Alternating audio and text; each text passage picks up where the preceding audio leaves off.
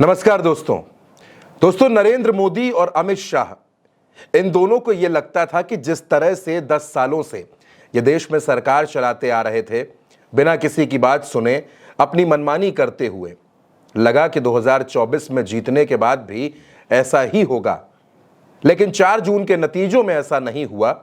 BJP बहुमत से नीचे रह गई, और जब से बीजेपी बहुमत से नीचे क्या गई, विरोधियों को तो छोड़ दीजिए, सहयोगियों ने भी आंखें दिखाना शुरू कर दिया। दोस्तों, लोकसभा चुनाव के चुनाव प्रचार को याद करिए। इंडिया गठबंधन के अलग अलग नेता लगातार जातिगत जनगणना का मुद्दा उठा रहे थे। राहुल गांधी आज भी जातिगत जनगणना की बात करते हैं। राहुल गांधी ने देश की संसद में खड़े होकर यह बात कही कि जातिगत जनगणना हर हाल में हम करवा के रहेंगे।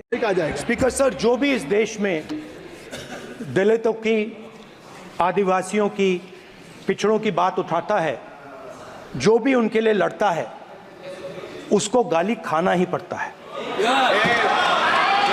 और मैं ये सब गालियां खुशी से खाऊंगा, क्योंकि महाभारत की बात हुई तो महाभारत में अर्जुन को सिर्फ मच्छी की आंख दिख रही थी, उसी प्रकार मुझे सिर्फ मच्छी की आंख दिख रही है। जाति जनगणना हम करा के दिखाएंगे। खत्म।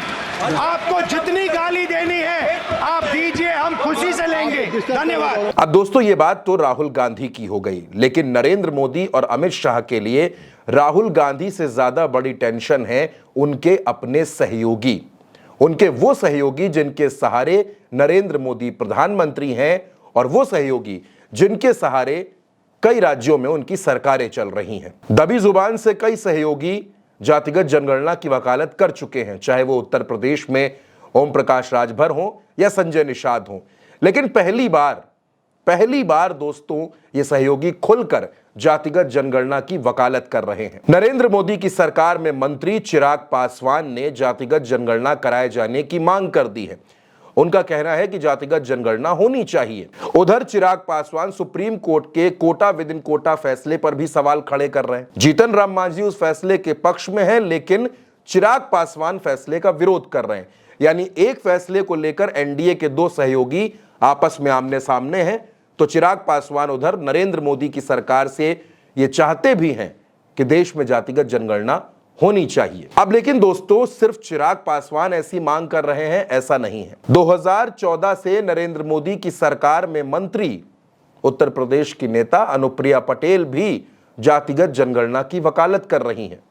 अनुप्रिया पटेल का यह तर्क है कि अगर देश में सभी जातियों का विकास करना है, उनके लिए मूलभूत सुविधाएं देनी है, वो खाका खींचना है, तो हमें यह तो पता ही होना चाहिए कि देश में किस जाति की क्या संख्या है, और जातिगत जनगणना इसके लिए बेहद जरूरी है। क्या जाति जनगणना जरूरी नहीं है?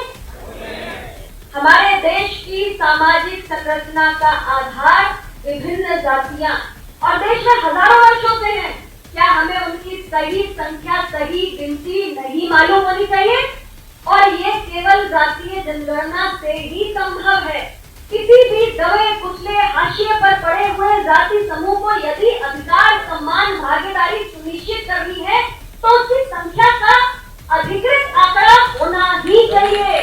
अब दोस्तों, पहली बार ऐसा हो रहा है जब नरेंद्र मोदी के सामने उनके सहयोगियों ने मुश्किलें खड़ी कर दी हैं। एक लंबी फहरिस्त है इन दिनों नरेंद्र मोदी के खिलाफ बोलने वालों की, सरकार की कार्यशैली पर सवाल खड़े करने वालों की। लेकिन अनुप्रिया और चिराग पासवान, यानी कि अनुप्रिया पिछड़े वर्ग की राजनीति करती हैं, चिराग पासवान दलितों की राजनीति करते हैं, और ये दोनों ये चाहते हैं कि नरेंद्र मोदी की सरकार जातिगत जनगणना करवाए। और यही मांग विपक्ष की है, इंडिया गठबंधन की है। अनुप्रिया पटेल ने लगातार आरक्षण का मुद्दा उठाया। उत्तर प्रदेश में योगी सरकार पर वो 4 जून के बाद से लगातार हमलावर हैं, लगातार सवाल खड़े कर रही हैं। और अब अनुप्रिया सीधे सीधे नरेंद्र मोदी को भी चैलेंज कर रही हैं। चिराग पासवान भी जातिगत जनगणना की बात कर रहे हैं और अनुप्रिया पटेल भी कर रही हैं। यानी कि नरेंद्र मोदी और अमित शाह, इन दोनों के जो सहयोगी हैं, अब वो सवाल पूछने लगे हैं और अपनी बात आगे बढ़कर कहने लगे हैं। अब गुजरात लॉबी को यह तय करना पड़ेगा कि उनको इनके सामने सरेंडर करना है या नहीं करना है, बात माननी है या नहीं माननी है। और दोस्तों, अगर नरेंद्र मोदी इनकी बात नहीं मानते हैं तो सरकार हमेशा संकट के साये में है। चिराग और अनुप्रिया अपनी अपनी राजनीति बचाने के लिए कभी भी बड़े फैसले ले सकते हैं। बिहार में बहुत जल्द विधानसभा का चुनाव भी होना है और ऐसे में चिराग पासवान को यह लगता है कि SC ST और OBC की बात करके वो अपनी पार्टी को बिहार में मजबूत कर सकते हैं। अनुप्रिया हो, चिराग पासवान हो, ओम प्रकाश राजभर हो, संजय निषाद हो, नीतीश कुमार हो, तमाम सहयोगी लगातार अलग अलग मुद्दों पर भारतीय जनता पार्टी को घेरते नजर आ रहे हैं, चाहे वो अपने राज्य में घेरे या फिर राष्ट्रीय मुद्दों पर घेरे। और अब अनुप्रिया और चिराग, ये दोनों युवा नेता, ये दोनों नरेंद्र मोदी के NDA में शामिल हैं। अनुप्रिया पटेल खुद सांसद हैं, चिराग पासवान भी सांसद हैं, दोनों मोदी जी की सरकार के मंत्री हैं। एक उत्तर प्रदेश से आती हैं, एक बिहार से आते हैं और दोनों ही विरोधी मोर्चा खोले हुए हैं। अब नरेंद्र मोदी इन दो नेताओं की बात मानेंगे? क्या नरेंद्र मोदी भी जातिगत जनगणना की तरफ जाएंगे? और अगर नरेंद्र मोदी जातिगत जनगणना की तरफ जाते हैं तो ये इंडिया गठबंधन की एक बड़ी जीत हो सकती है।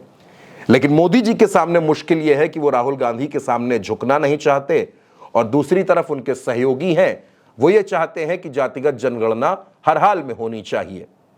अब धर्म संकट में फंसे नरेंद्र मोदी और अमित शाह क्या फैसला करेंगे, इसका इंतजार हर किसी को है। लेकिन एक बात बिल्कुल तय है कि यह वक्त 2014 से 2024 के बीच वाला नहीं है, बल्कि 2024 में सियासत पूरी तरह से बदल चुकी है।